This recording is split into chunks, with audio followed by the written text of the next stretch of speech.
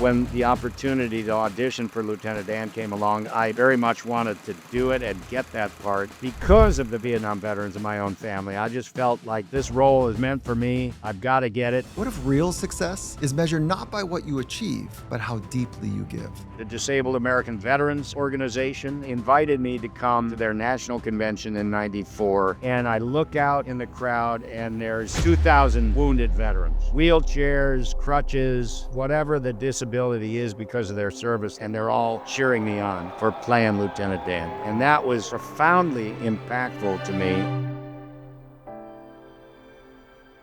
Welcome to the Finding Mastery podcast, where we dive into the minds of the world's greatest thinkers and doers. I'm your host, Dr. Michael Gervais, by trade and training a high-performance psychologist. Now, the idea behind these conversations is simple. It's to sit with the extraordinaries and to learn, to really learn how they work from the inside out. This is not about hacks or shortcuts. It's about what they're searching for, how they organize their inner life, and the skills they've used to shape their craft and themselves. Today's conversation is with the incredible Gary Sinise, an Emmy Award-winning actor and director whose journey from self to service has become a blueprint for purpose. We talk about how the role of Lieutenant Dan from Forrest Gump opened his heart to America's veterans, and how September 11th changed his life to one of service. After that terrible day for our country, and the reaction that so many had to raise their hand and go sign up to serve our country and go off to war and get injured, and we started losing people, I just felt like I was teed up to go to a greater call to action. And how Gary's role as a husband and father deepened that mission when his family faced its own unimaginable trials. In August of 2018, my son was diagnosed with a very, very rare cancer called chordoma. And so I'm doing the fighting for him, to keep him alive and to keep the enemy from overrunning us. For me, the grief, it's always there. I miss my son more than I can. We also talk about the music of his late son, Mac, that you're listening to right now, and how finishing and sharing those compositions became both a tribute and a way to keep serving others through beauty. With that, let's jump into this week's conversation with Gary Sinise.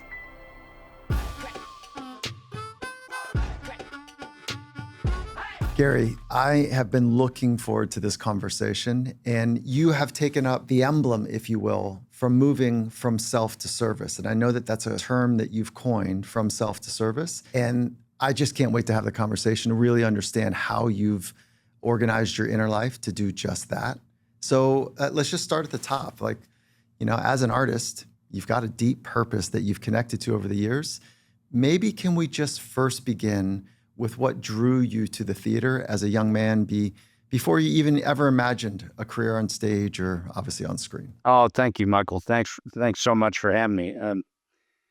Happy to talk about that. It was an accident, really, that I fell into acting and theater in high school. I was a struggling young academic, or I don't even know you'd call me an academic, but struggling with academics is what I was. I was really having a hard time with all that from an early age.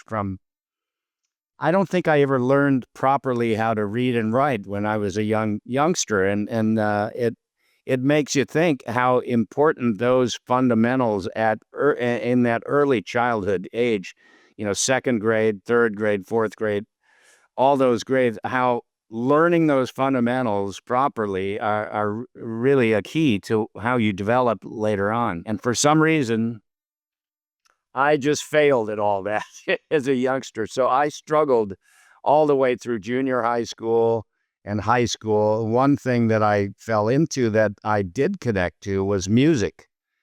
And I had my first guitar in fourth grade, and I just loved doing that. And all the way through into high school, up into my early 20s, I was kind of playing. But as I was playing in high school bands, and failing just about every class and not really knowing, my parents were fearful that I was going to get kicked out of school, and not really knowing what I was going to do. I remember, I think I was ditching a class as a sophomore, and standing in this hallway with some of my band members, this drama teacher came walking down the hall, and she looked at us, and we were pretty scruffy looking. And she was directing the play West Side Story. And if you know West Side Story, of course, it's about two opposing gangs, the American gang and the Puerto Rican gang, and they're living in New York City and they're fighting each other and all of that. And she comes walking down the hall and she says, "You guys look perfect to play the gang members in this play. Come and audition for the play." And then she puttered off, down the hall. And we just sort of laughed it off for a second. But after school, I decided to go check out the audition, and a bunch of pretty girls were walking in there, and I followed them in, and they handed me a script and said, "Get up there, read this part." I didn't know anything about an audition or anything, so I wasn't really taking it that seriously. And I just got up and started goofing off, and everybody was laughing at me. And the teacher was laughing at me. And next thing I know, the following morning, I go and I see the cast list, and I got in the play. And I got a little couple of line part, small part. Well, that started me on a journey in high school to do every single play I could do. I just fell in love with it. And by the end of high school, I was one of the top theater students. I was getting A's for the first time ever in theater classes. And I started a theater company after that. After I graduated, I wasn't going to go to high school, and I wanted to keep acting. I wanted to keep doing it. And so we started a theater company with some of the kids.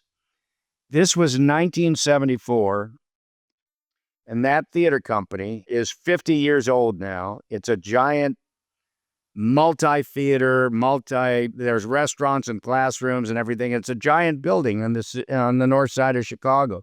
And it started with kids who had a passionate love for theater. And that's how I got started and just learned everything about acting from working with the members of the theater company. And that led to the movie and television business. And, something that I've been able to make a living at for a long time now.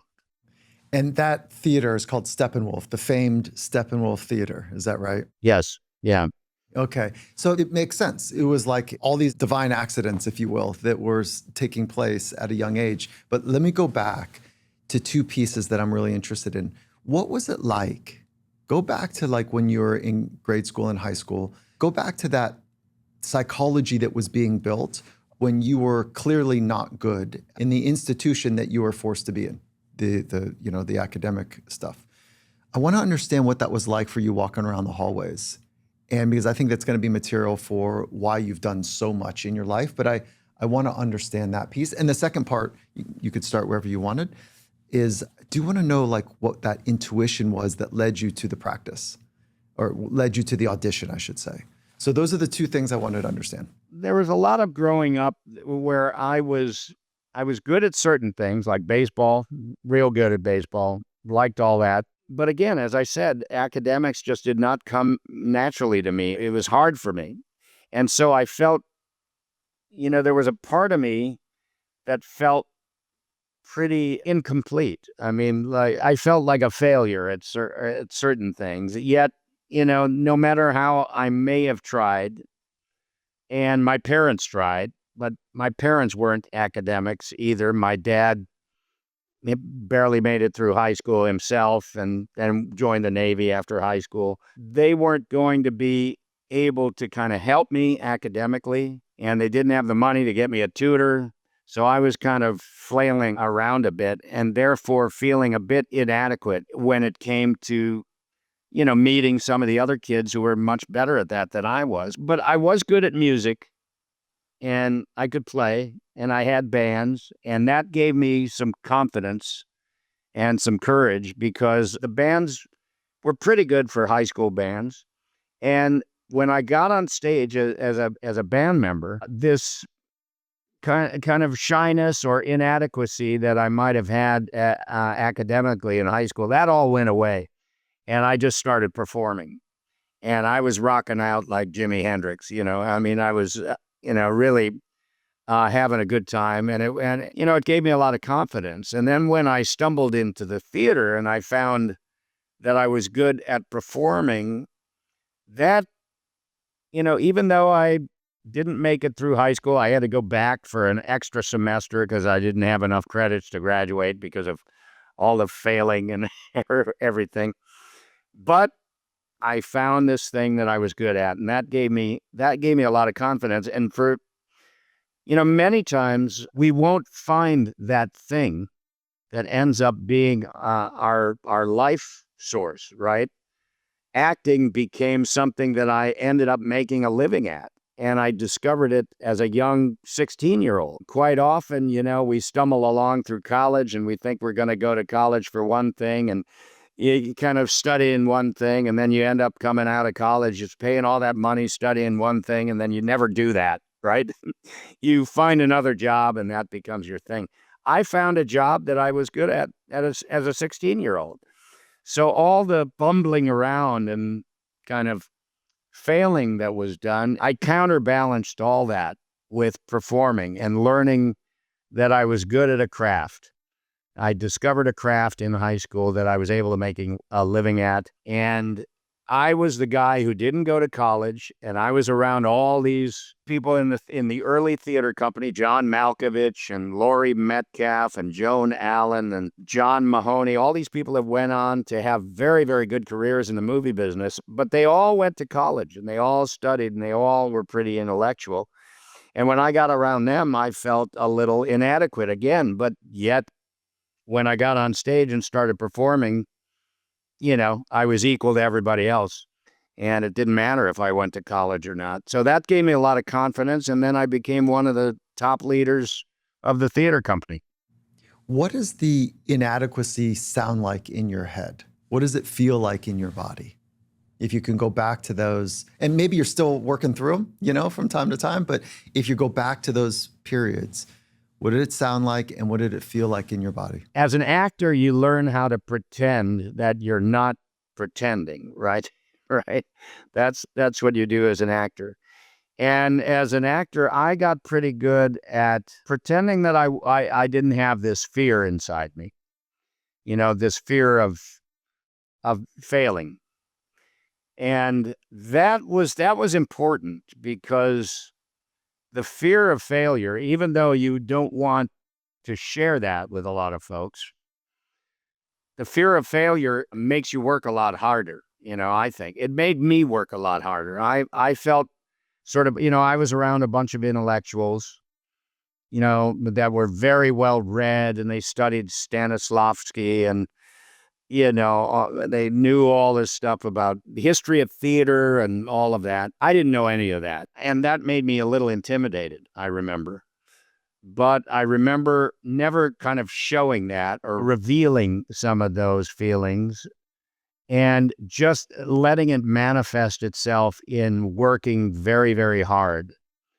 And sure enough, when it came down to it, here's all the college kids, and yet they elect me to be the artistic director of the theater company. And it was because I was kind of an action guy. What I couldn't articulate verbally, because maybe I didn't have the knowledge that some of the other folks had, I turned that into action.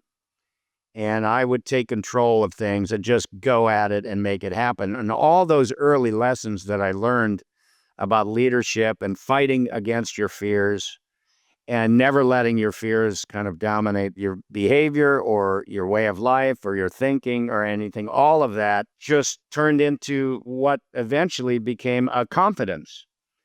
And having been through many, many scenarios of leadership over the years, every time we succeeded, and we did fail, but every time we failed, we learned some good, valuable lessons for the next time. And every time we succeeded, it gave a new confidence that, okay, we've been through that scenario before. We know how it works. We knew that we were fearful of it. Yeah, we achieved it. And that gave me a lot of confidence going forward. And that has always led life now, having been through that multiple times over many, many years, you just develop a confidence that, hey, it's going to work out. Just got to chip in and just dive in. We live in a great country. We have the freedom to do what we want. And all you have to do is work hard to achieve it. And I've been through that scenario so many times that I feel a lot of confidence that we're going to get things done if we can only dream them up and go make it happen. Okay, so for you, when you're in a room, when there's intellectuals, when there's these people that are talking a big game, if you will, I'm curious about your self-talk. Like, how did you work with that? Did you say, ooh, I need to stay away from those types of conversations because I'll be exposed? Or did you say, okay, I see them. I'm going to go over here and double down on like knowing my lines or understanding the character inside and out, or I'm going to be great at adding value in other places that they don't seem to want to go. Like, I want to know what your self-talk was in the moment you walk into a room and everybody else seems like they're 3 steps above. Well, the more you walk into those rooms and you sit there, the more you learn. It wasn't like I was intimidated forever about being around big talkers. The more we were around that, the more I was around that, and the more, you would learn from each other. And I learned a lot from the people that were maybe better educated on certain aspects of accomplishing, doing theater or, acting or whatever, because they had gone through college and they had been taught a bunch of things. And so they were coming out of college and they were sharing all that and they were, expanding on all that. And the more we worked together in those days, our strengths individually started to pop out and you started to see each person's strength. One person might not say anything in a meeting. Like I remember Laurie Metcalf, okay? Laurie Metcalf is one of our great American actresses, right? And Laurie was always just the quiet one sitting in the corner, listening to everybody talk. And then what Laurie would do is just get up on stage and just beat everybody down. I mean, she was always so good on stage. She didn't need to say anything about anything. It wasn't that she didn't have ideas or thoughts or want to communicate. She would communicate when necessary, but other people were kind of taking the leadership role in the company, and those leaders were emerging. And I remember I learned a lot from each individual person in the original group of Steppenwolf Theatre. There were 9 of us, and each one had different types of strengths. And we would all learn from each other. And eventually we were a very, very tight ensemble. Everybody knew what each other's strengths were. We'd rely on that. They knew that I was the kind of person that could kind of see something and go get it and work hard to make it happen. And so that's why they eventually decided to invite me to be the artistic director of the company. Creatine is part of my foundational stack for strength, for recovery, and most importantly, brain performance. The problem, a lot of chewables that are on the market, they're just candy with a label. Momentous did it the right way. After years of testing, literally years, they built the first chewable creatine that meets the Momentous standard. 1 gram of Pure creatine, NSF certified for sport. Made from ingredients that I trust. No artificial flavors, no fillers, just proven performance that you can chew on the go. No mixing, no mess. Momentous creatine chews. Just grab, chew, and go. You definitely, I think, have shared what has been underpinning from self to service, that model that we referenced earlier, which is like your bias to action. You're biased to be a learner and kind of to be in service of something bigger. So I think it's starting to make sense for me, but I don't want to skip too many steps. I want to go to, like, I think most people know you, and I first was introduced to you, it was probably mid-career for you or something, but it was Lieutenant Dan in Forrest Gump. And so how did that experience also open up your decades-long connection with the military? Well, I'll tell you, the seeds for the military work and support work were planted earlier than that. Probably, with the veterans in my own family, and especially the veterans on my wife's side of the family, Vietnam veterans. And Lieutenant Dan, of course, is a Vietnam veteran. And having met them in the mid 70s to late 70s, my wife's 2 brothers served in Vietnam. Her sister's husband served in Vietnam. Her sister served during the Cold War in the Army. A lot of veterans on her side of the family and my side of the family. So a lot of the genesis of what would evolve into an eventual full-time mission starts there. And Lieutenant Dan was something that happened, a good 10 years after I had started supporting Vietnam veterans in the Chicago area. And so when the opportunity to audition for Lieutenant Dan came along, I very much wanted to do it and get that part because of the veterans, the Vietnam veterans in my own family. I just felt like, this role is meant for me.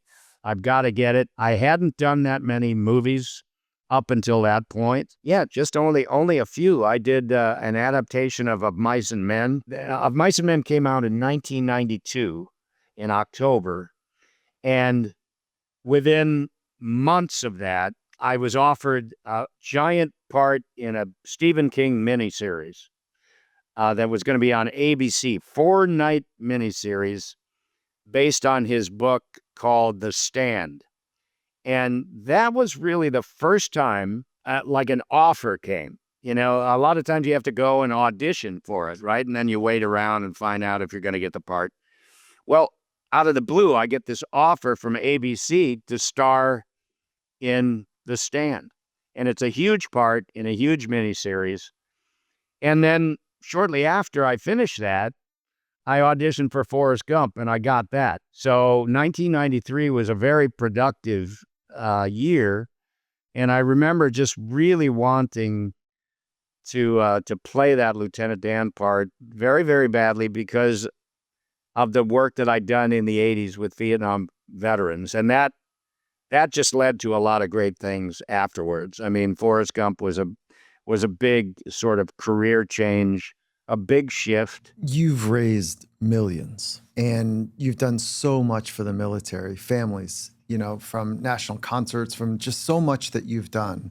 What have you learned about leadership from your life commitment to being in service? The self-to-service that you've mentioned, that is the subtitle of my book called Grateful American, A Journey from Self to Service. And what I mean by that is it's not a journey from selfishness to unselfishness or anything. It's a journey from a focus on myself, my acting career, what I was doing there, this small kind of singular focus of being successful in the movie business and television business and making a theater work, to service, which is taking the success that I had in the movie and television theater business and turning it into something that could benefit others, that could be a positive, have a positive impact for other people. And, you know, that the seeds of that were planted, as I said, in the 80s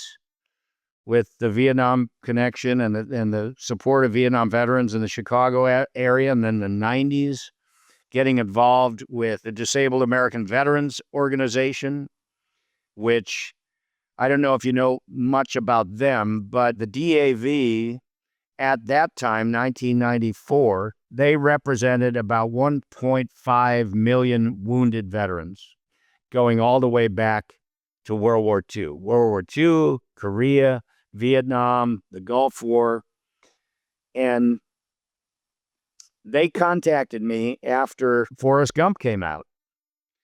And, you know, I'm playing a disabled veteran. I'm playing a double amputee in Forrest Gump. And they wanted to recognize me for playing that part.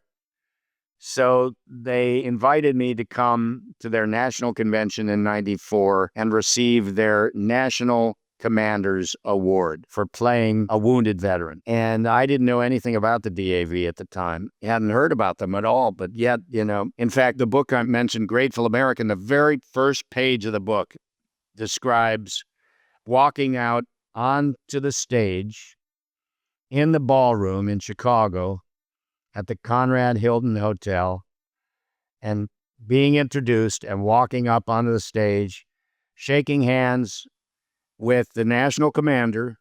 His name is Richard Marbs. He's standing on crutches with one leg missing all the way up to his hip. And I look out in the crowd and there's 2,000 wounded veterans, wheelchairs, crutches, whatever the disability is because of their service. They were out there and they're all cheering me on for playing Lieutenant Dan. And that was profoundly impactful to me. And I still remember that feeling of looking out there and seeing all these real life Lieutenant Dans applauding me for playing a part a part that they were living themselves. And that was life-changing. And so I stayed actively involved with them over the years. And so there are many, many aspects that grew into the Gary Sinise Foundation and the USO and all the stuff that I was doing that kind of led up to that. Oh, there you go. So let's go back to a bit of that kind of origin moment, if you will, when you did such a good job. You felt their appreciation for being seen. What was that feeling that you had? And I for those watching, you put your hand on your heart, but what is the feeling? I don't know yet. I wasn't actually prepared for it.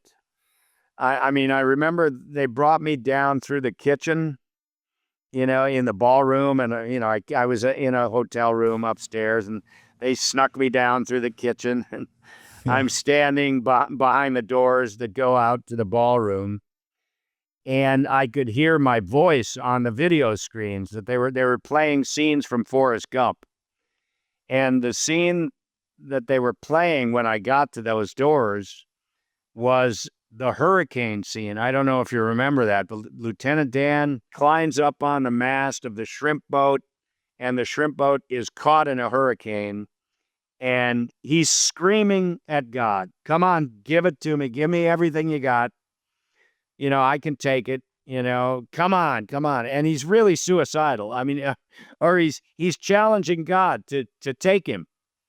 And he's been a guy who has been really challenged with a lot of post-traumatic stress, guilt, because he walked his platoon into an ambush that day and people got killed and hurt. He's living with that it was his fault that happened. And he's just saying, bring it on, bring it on. And he survives.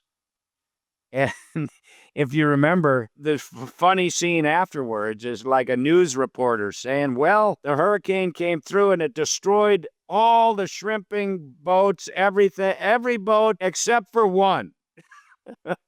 And it's Forrest Gump and Lieutenant Dan's boat, and they end up with all the shrimp and they become millionaires. So it's a beautiful story. If you look at the story of Lieutenant Dan, it's a beautiful story because he's somebody who's dealing with a lot of guilt and pain, sadness for what happened to him, yet it's a happy ending, right? It's a happy ending. And the DAV wanted to recognize me for that, for playing a Vietnam veteran with a happy ending, because so many movies up to that point that were made about Vietnam and the Vietnam experience, when you look at them, you're questioning whether that Vietnam veteran is going to be okay at the end of the film. If you look at Coming Home, for example, the film Coming Home, at the end of that film, Bruce Dern, who's suicidal, because of what he went through, he takes off his uniform and goes into the ocean and swims out, and he's never coming back. I mean, he just goes out there and dies. And if you look at the end of The Deer Hunter, for example, Chris Walken takes his own life. And, look at the end of Platoon. Charlie Sheen is flying out of the war zone after a huge battle, and he's looking down. He's in the helicopter. He's looking down, and he's seeing all these dead bodies all over the place. Tears running down his face, and you just go, I'm not sure he's going to be okay. But at the end of Forrest Gump, at the end of the Lieutenant Dan story, he's okay. He's moving on. He's successful. He's wealthy. He's in business. He's married. He's pressing forward. And it's I always say that's the story that we want for everybody who serves our country and gets injured in battle. We want them to come home and be okay. And so I kind of took that charge to try to help our wounded veterans to have that Lieutenant Dan story, that happy ending, that pressing on, that let's put the war years behind us and move forward and be okay. I think that's what the DAV recognized when they wanted to show that story and recognize me for playing that part. Gary, I can't help but to feel and to notice that you're still tuned with all of the emotion that you felt from that time and from your service. Am I misreading that, or are you kind of in the throes of the emotion right now as well? You're right. I mean, I think your original question was, how did I feel? Yeah. And yes, you can tell it's something that I live with every day. I remember it every day. I remember those feelings every day. I remember the thousands of wounded folks that I've met over the years. I remember those feelings every day and what it was like to hear their stories. And I remember what it was like to go out on that stage and look out in that audience and see 2,000 wounded veterans cheering me on. And, standing back behind that door, I didn't know what I would feel when I walked down on that stage. But when I did and looked out into that ballroom, the emotion just took over. And that was as meaningful an award as you could ever get from people that really were living the character that you played and portrayed, as a, fictional character, yet they wanted to recognize me for that. And that had more meaning than anything. And it was very powerful. And somebody videotaped the moment that I walked out on that stage and spoke to the crowd, and it was overwhelming emotion for sure. I was stunned. In fact, the chapter in the book, the very first chapter is called Stunned, because I was kind of stunned and bowled over by what was happening that day. I think what I'm marked by right now is that you carry the emotions. Okay, to be a great actor, you need to work well with emotions and not to do what most people do is hold them back because they feel so overwhelming, or to be muted with just a handful of emotions that are more tolerable or acceptable or safe, like frustration or irritation, or somehow that they're safer to use, which is unfortunate because it's such a narrow scope of all the full range of emotions. But listening to you, and to even now, 30 years later, to still have the emotions be part of your experience, I think there's something just below the surface that we can all learn from you. And then to feel those emotions on stage 30 years ago when you're being recognized, and then say, I'm going to do something with this, for this, is kind of the mark of purpose.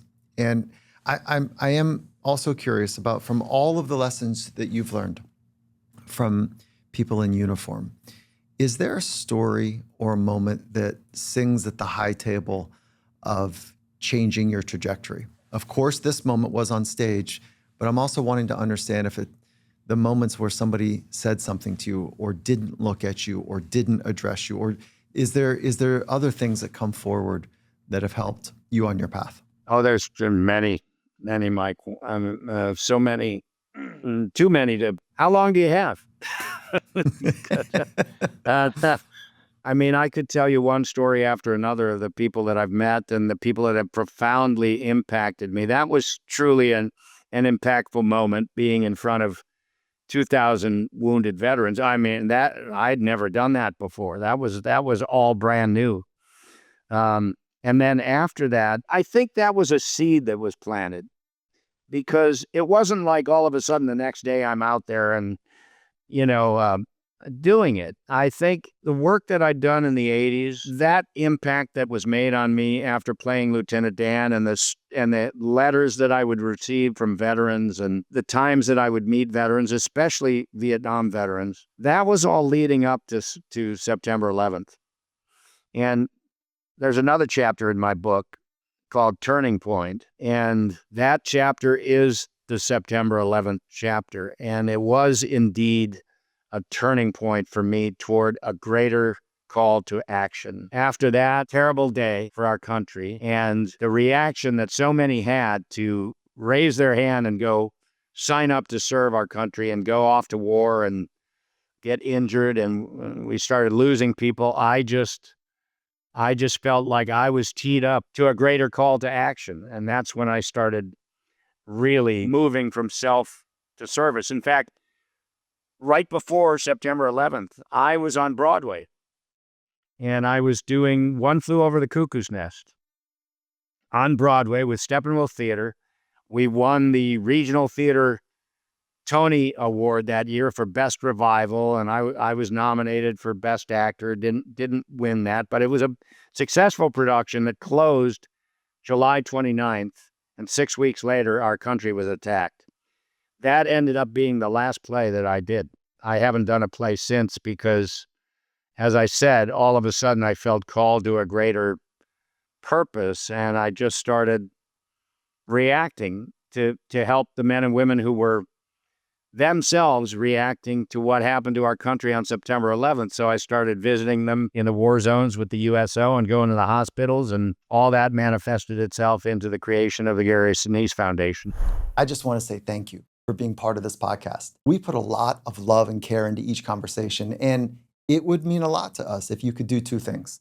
If you could hit the subscribe button below on the Finding Mastery YouTube channel and give the video a like.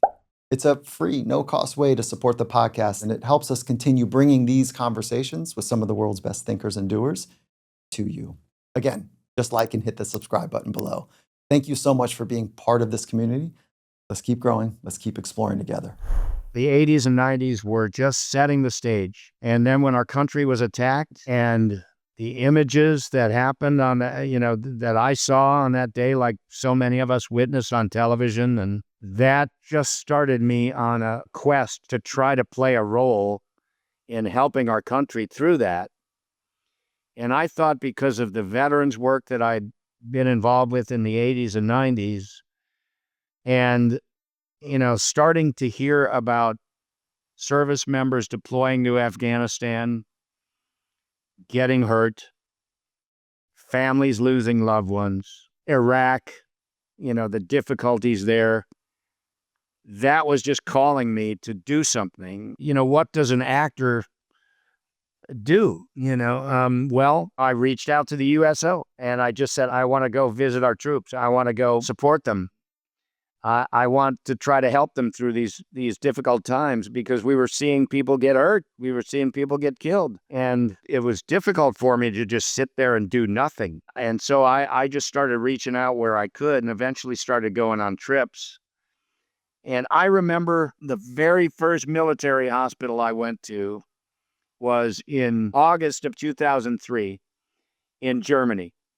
And we have a hospital there called Landstuhl Medical Center. And Landstuhl is where, if you're hurt in Afghanistan, Iraq, or someplace like that, you will be flown to Germany, and you'll go to Landstuhl first, and you'll be stabilized, and then you'll be sent somewhere back home, either to Walter Reed or Bethesda or Naval Medical Center or Brooke Army Medical Center.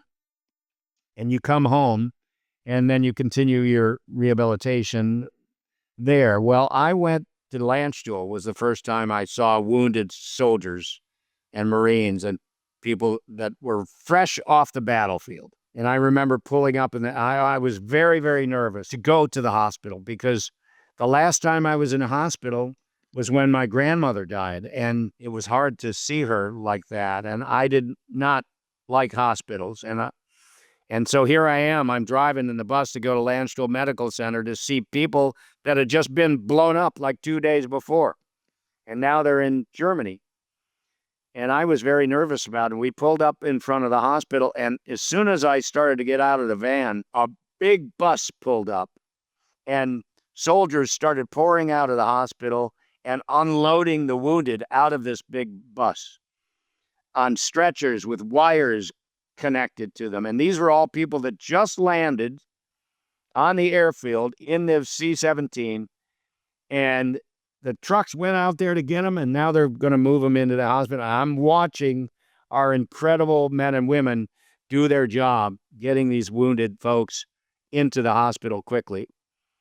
And that was impactful. And then I went into a room, and there were about 25 or 30 wounded service members in there. They were going to fix them up. These were injuries that weren't so severe that they would be sent home, but they would be patched up and sent back to the battlefield. And I walked in there. I had a little USO hat on. I had some glasses on. I didn't really look like, a tough guy at Lieutenant Dan. I looked like a kind of a nerdy guy with a hat and then glasses. And I didn't really know what I was going to do. And all of a sudden, somebody saw me. And it was very quiet in that room when I walked in. All of a sudden, somebody saw me, and they started screaming Lieutenant Dan at me. And then the whole room started looking at me. And all of a sudden, it went from this somber, quiet, depressed room to everybody standing up and coming over to me and wanting pictures and wanting autographs and wanting to talk about Lieutenant Dan. And, oh, God, well, give me a, And the whole mood in the room changed. It was wonderful. It was great. And I walked out of that room to go upstairs now. I'm going to go up to the very severely wounded who are going to be sent home. And I remember, going into that room of 30 people, I was very nervous. And when I walked out, I thought, wow, I just changed just all I did was walk into that room, showed up, and I changed the entire mood of these soldiers who had just come from the battlefield, saw their buddies get killed, saw other people get wounded. They were dealing with some tough stuff, and yet I walked out and they were feeling pretty good when I walked out, and I felt like I just did something important. I left that hospital feeling like, wow, all you got to do is show up.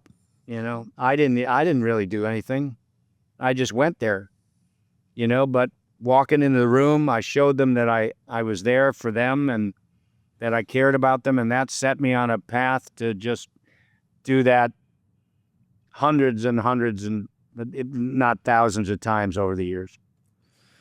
Of course, we need science and technology and engineering and math, STEM programs in school, but STEM without STEAM lacks a humanity. And what a case you're making for the arts. And what a gift the arts have given you, and you've given the arts. And in return, people like me benefit. And even more so, people that feel seen by the roles that you play so eloquently. Evidenced by when you walk into a room and they know that you're Gary, but they know Lieutenant Dan. Wait, I think many of them didn't know I was Gary. they at that time, the time I'm describing, right, they just knew Lieutenant Dan. They didn't even know what my real name was. They just knew Lieutenant Dan. Over the years, it's changed, but at that time, I wasn't that well known. I just played a couple of parts. They knew my face as Lieutenant Dan, and Lieutenant Dan was here, and it made him feel better. So you obviously have dedicated your life to service, and it sounds like the purpose was really starting to congeal for you, and you were down that path even more. And it was like you're getting these kind of lightning rod experiences that were reinforcing this inner experience that you wanted to be of service and in service. And then, this is like a transition that I can't imagine, which is then your wife gets sick. You've got your own battle on your home front between, your wife and your son.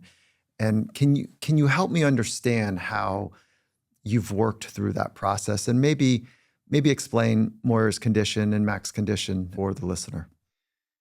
Yeah, well, thanks for asking, Michael.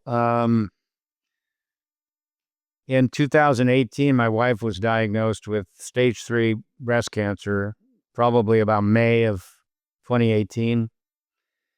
And in August of 2018, my son was diagnosed with a very, very rare cancer called chordoma. So it was like a 1-2 gut punch, within months of each other. My dad had a stroke not that long before that, and he was struggling, and it was a challenging time, but continuing the mission of service, through my dad and his disabilities and everything that was happening with him was helping me, to be able to kind of manage the caregiving and what needed to be done to help my dad and my mom.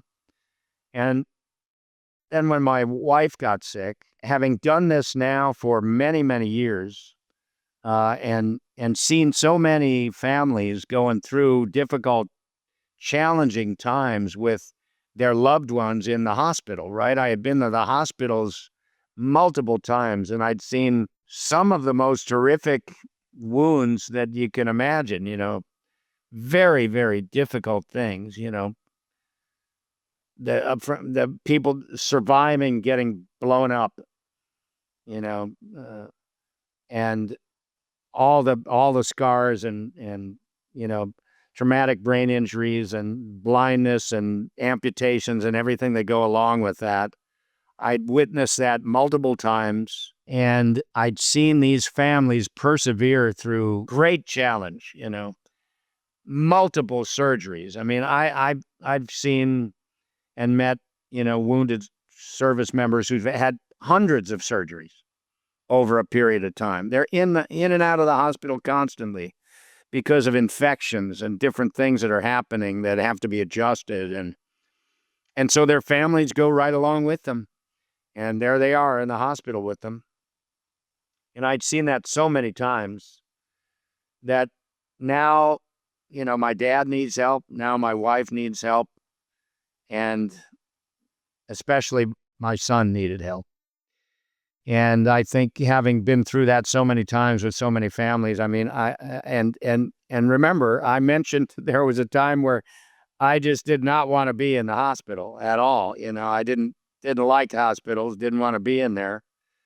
But the more I did it, the more I went to kind of lend a hand and to show support, and the more I could see that those visits were positively impacting these families and these wounded folks. I wouldn't say it got easier, because it's never easy to see somebody with half his head gone or, burns all over their bodies or whatever it is. That's hard. That's hard to witness.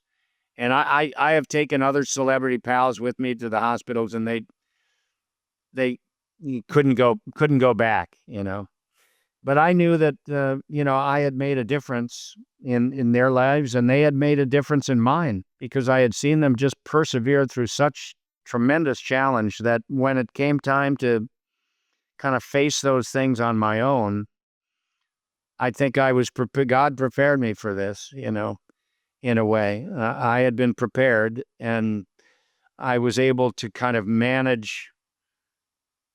better manage the health challenges that my wife and son were going through than I would have if I'd never done that before, if I'd never been to the hospitals before, if I'd never met any of these families before. That somehow they gave me a lot of strength, courage, knowledge, what to look for, how they were persevering through these things, and seeing them go through it over and over and over just gave me a lot of courage and a lot of strength to do it myself. And it was very, very difficult. Thankfully, my wife went into remission after surgery and radiation and chemo. Our son was a different story. His was an incurable, rare cancer that, people, there's maybe 300 cases per year in the U.S. About 70% of the time they can remove the tumor and it's gone, it's cured. But we were in the 30% where it came back and spread. And once it does that, there are no drugs that, they haven't developed any drugs to fight this particular cancer. So you just try a lot of different drugs on it. And I watched my son courageously fight that battle for 5.5 years. And for folks that are not familiar, chordoma, meaning core, like spinal core, it's a rare bone cancer that starts in the skull or the spine. And one of my dear friends was just diagnosed with it. We coached together in the Seattle Seahawks, and he went in, and he's like, God, my back hurts. It's like he's pointing, towards kind of his paraspinals, like between his shoulder blades. And so he went in for, soft tissue work and some chiro work, and like it's not working. And they gave him some pain medications. And then at some point, somebody in the process goes, "You need an MRI because the stuff is not working." I think it was an MRI. And he goes in, did his study, and as he left and he's kind of in his car driving home, the technician called and said, "Hey, listen, I'm not really supposed to tell you what to do, but you need to get back in here and talk to some docs." I just called some docs. And so, boom, straight away, pulled it out. It's huge. And so he's going through it right now. Michael, how is he doing? So they did the operation. They took the initial tumor out. When? Yeah, I would say 2.5 months ago. It's about, so he's, wow.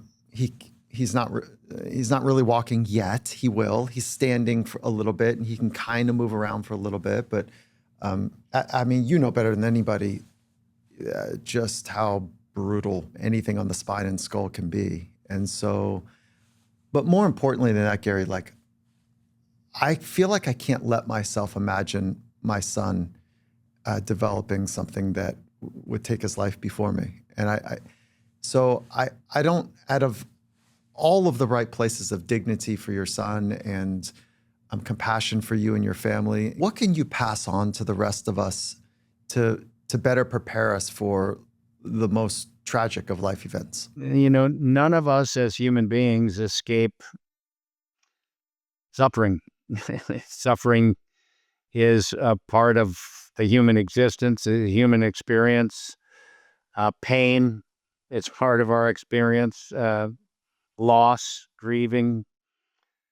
We all go through it. I can't tell you how many people I've met since I kind of went public with the fact that we lost our son.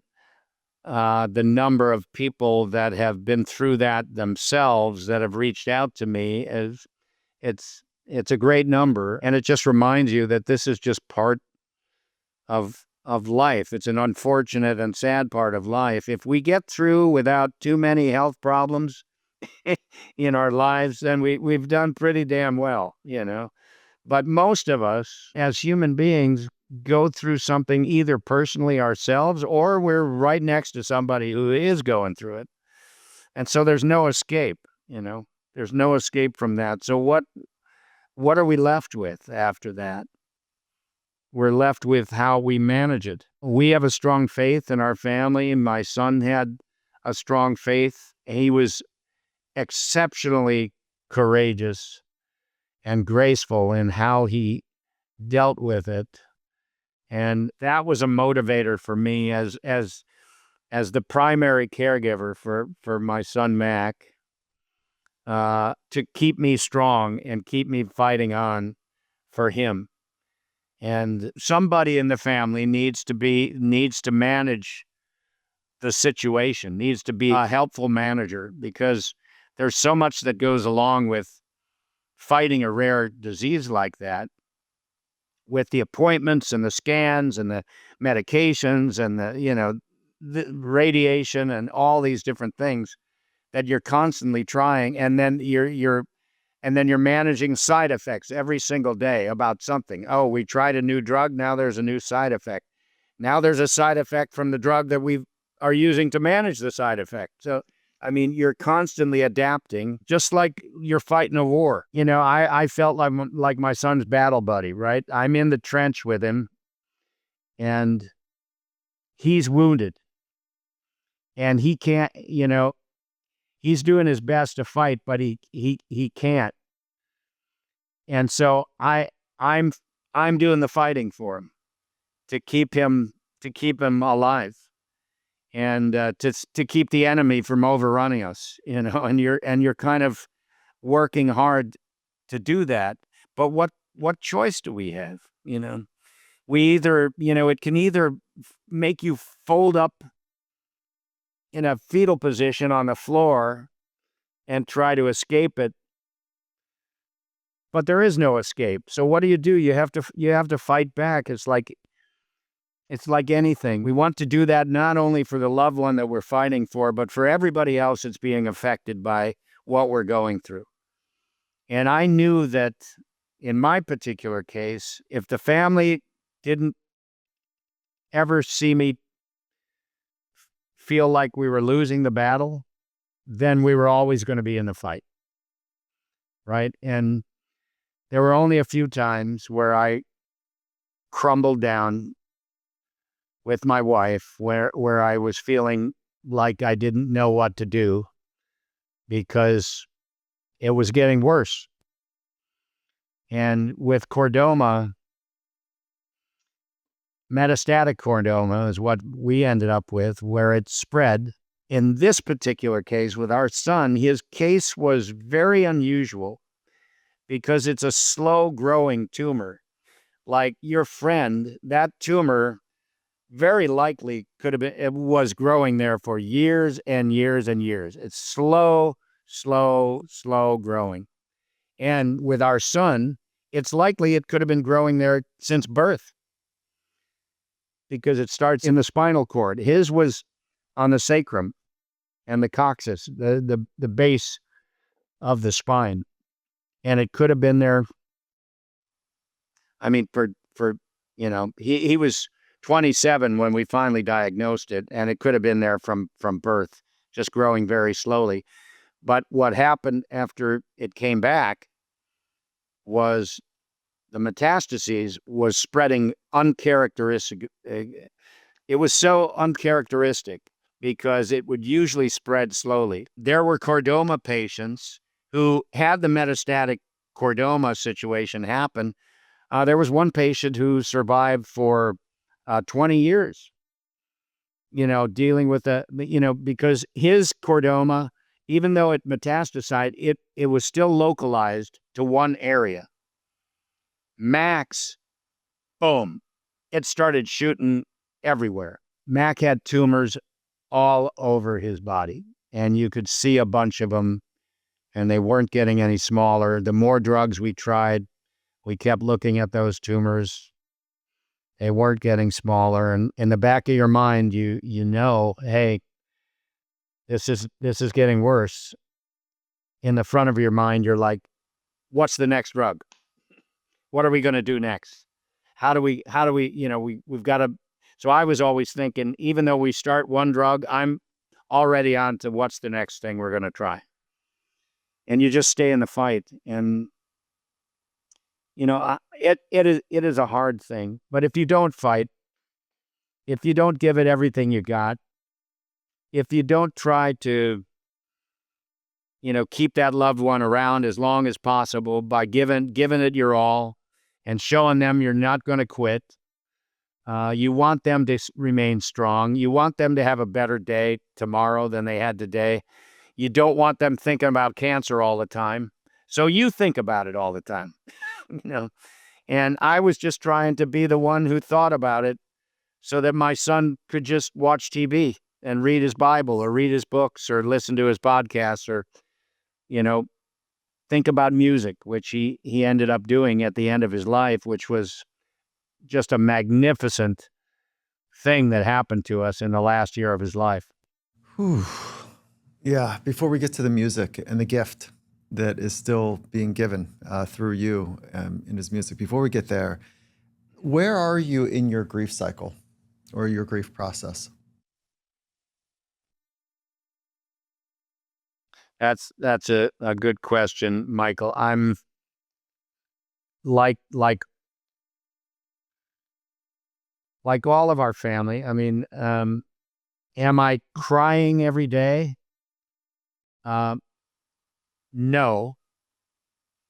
But can I?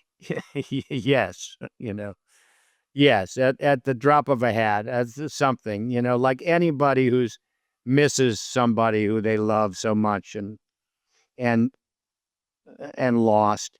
You know what I'm talking about, I do. Just I do. one, yeah, you know what I'm talking about. One little thing or one little moment or A song, a yeah. smell.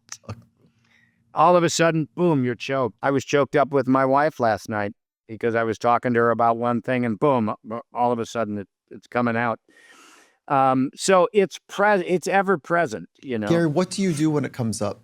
Like when you're with your wife, do you more often than not, do you let it flow or do you try to keep it contained? How do you work with the emotion? Well, in the beginning, you're all crying together all the time. All the time. Right? Yeah. Right. The whole family is crying every day, every moment. Yeah. All the time. And you're trying to get through. There's, the funeral arrangements and there's the this and the that and all the things you got to do and, you deal with. And then 6 weeks after Mac died, I wrote a story and I wanted people to know he worked for the Gary Sinise Foundation. He loved the foundation. We lost him. So I posted a story on the foundation website. And we got thousands and thousands of comments and notes back. And it was very helpful. And as time went on, Michael, what you learn, you start to manage it a little better as time goes on. And where the family would all be together and we all be teary-eyed, at the same time. Now maybe it's Dad's turn. Dad's choked up right now about something. The daughters put their hands on my shoulder and just let me have that moment. They're not going to go there, at the same time that I am, but there's going to be another moment where Dad is wrapping his arms around the daughters and the wife and the family members and the friends that are going through some tough stuff, and you help each other through. And it's management. For me, the grief, it's always there. I miss my son more than I can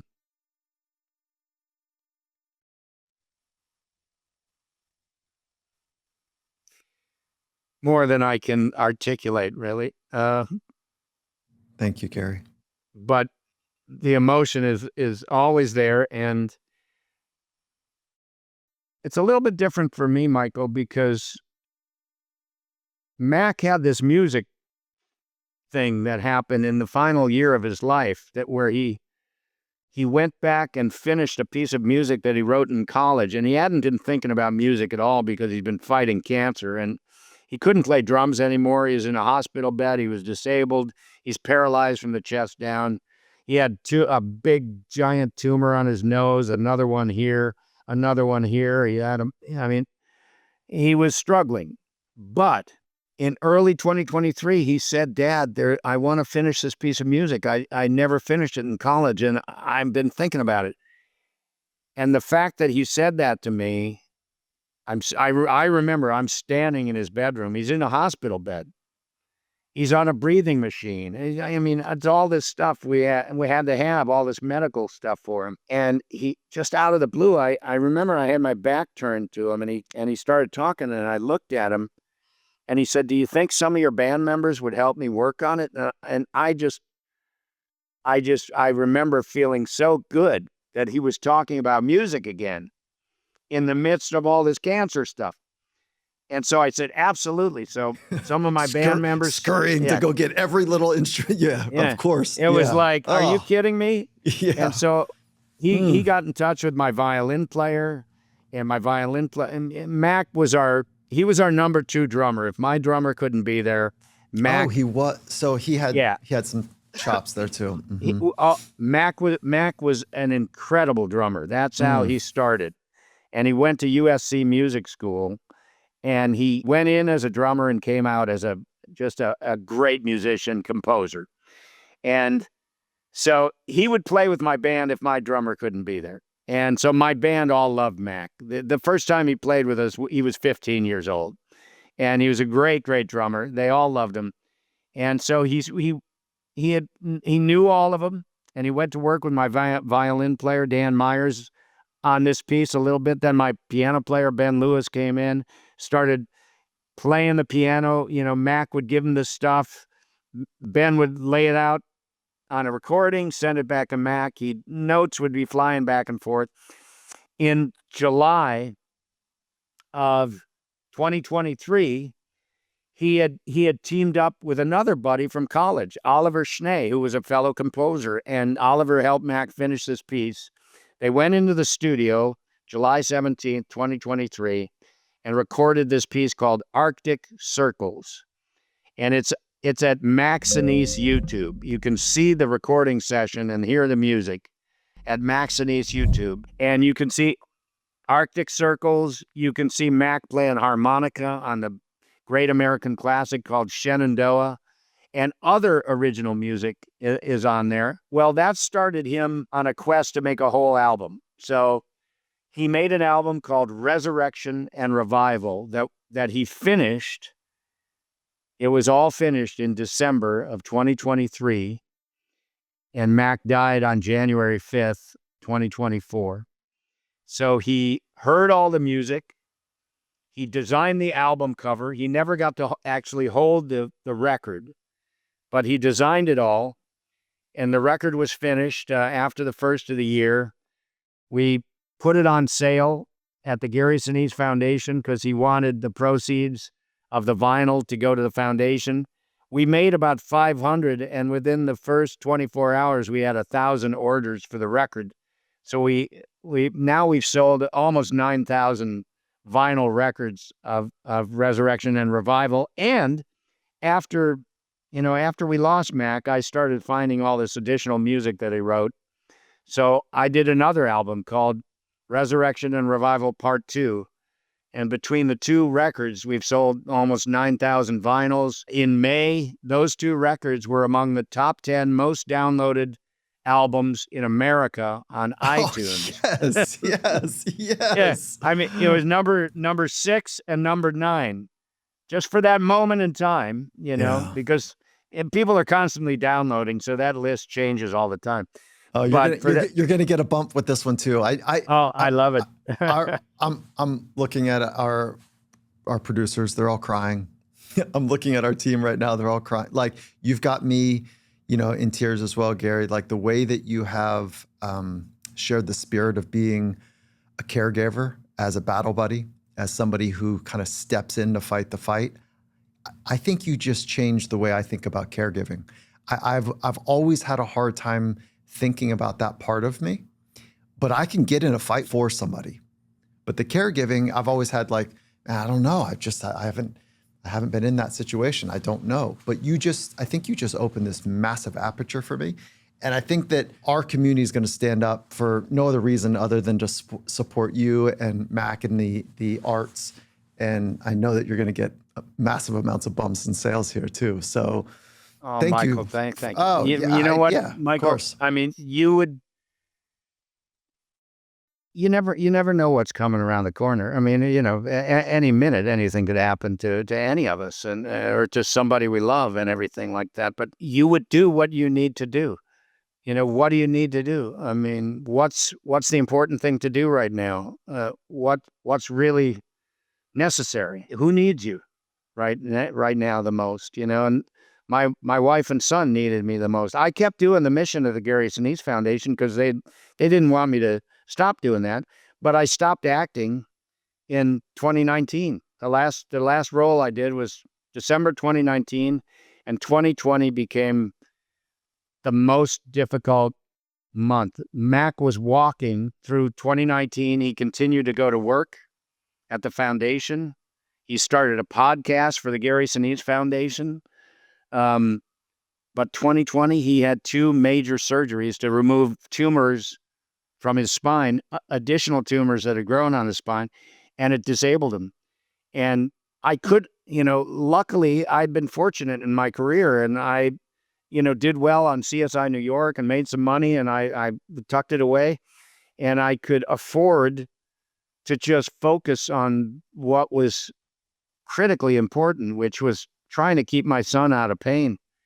And this cancer was painful for him.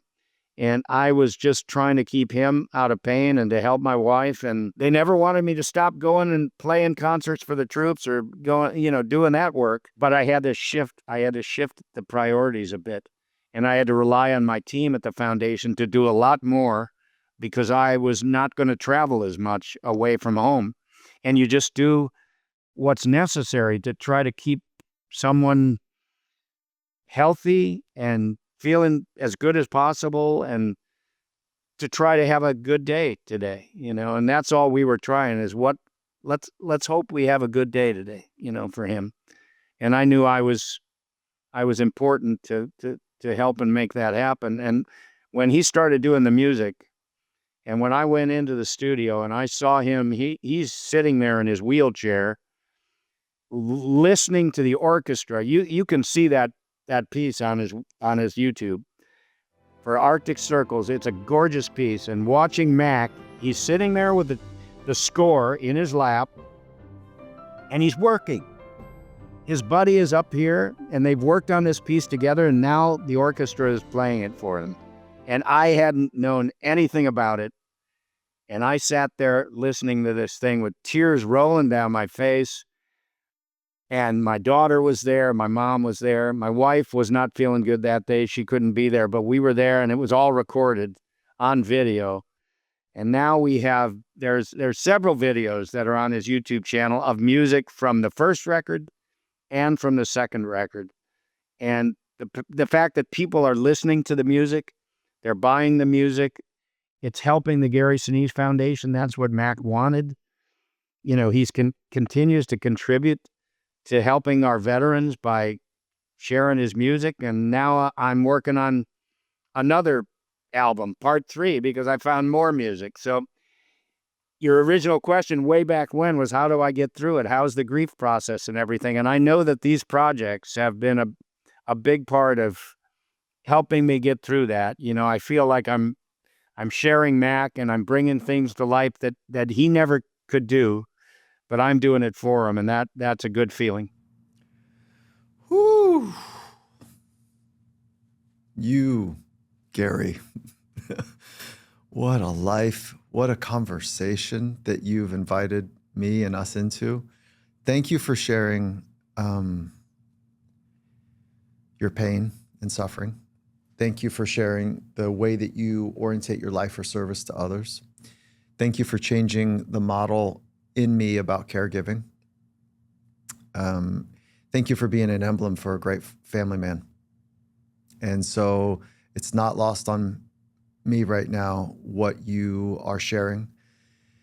And I can't remember the last time I felt this shook in a conversation.